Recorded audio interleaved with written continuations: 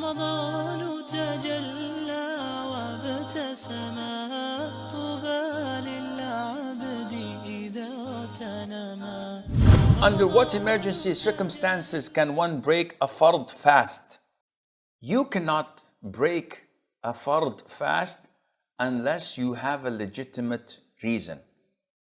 And these legitimate reasons were mentioned in the Quran: being sick or traveling. Other than that, you cannot break your fast unless it is something that is out of your control. Like what, Sheikh? Someone holding a gun to your head and say, eat. In this case, you're forced to.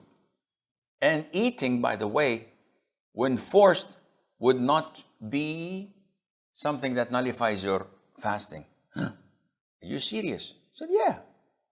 If someone threatens you, either to kill you or to harm you or to cut you into pieces or to flog you, something that is harmful, Allah gives you the permission to eat out of force, being forced.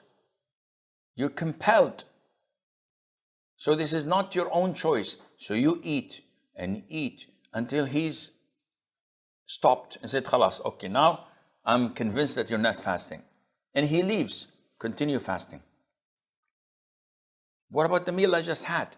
You did not have it out of your own choice. And this is why the things that nullify your fasting, they have to be done when you are knowledgeable, you are remembering, and you are choosing. So if you do something without knowledge, I never knew that a cappuccino could break your fast. I thought it was only food and water. Seriously? Wallahi, I'm a new revert. I did not know that. In this case, your fast is valid. No problem. A guy accepts Islam in Alaska. And after Ramadan was over, he heard that food, drink, and intercourse breaks your fasting. He comes to me and says, Sheikh, I didn't know that intercourse with the spouse breaks fasting.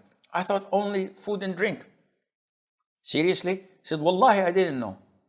He said, your fasting is valid because you did not know. So knowledge is one of the conditions required so that your fasting would break by consuming or doing any of the nullifiers of fasting. 2, remembering. What do you mean by remembering? People forget. One of my sons-in-law called me one day and he said, Uncle, today I'm fasting. I went to work. Before I went to work at 7 o'clock, I opened the fridge, made a sandwich, drank a glass of milk, and took an apple. And after I finished the apple, I said, I'm fasting.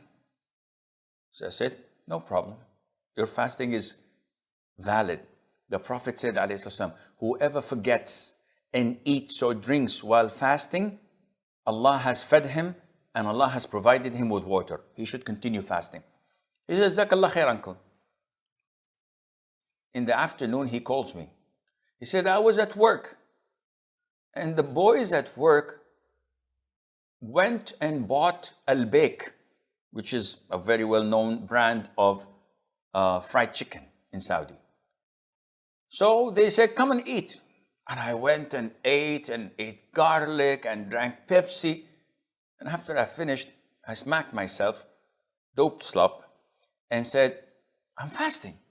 What should I do? Akhi, come on. Breakfast, okay. Lunch, tomorrow, no, what else? But again, the ruling is the same. It's between him and Allah. Did you forget? He said, Wallahi, I forgot. And then your fasting is still valid. But man, with such forgetfulness, I wish I have this in Ramadan every single day. To have 2 full meals and then claim it's out of forgetfulness, this is between you and Allah Azza wa Jal. So alhamdulillah, knowledge and remembering. The third is choosing. So if I drink and eat out of my own choice, this nullifies my fasting. But if I was compelled and forced to do this, and if I don't, harm will catch up with me, or I will be killed or tortured or injured, this is a legitimate reason to eat until this threat is uplifted.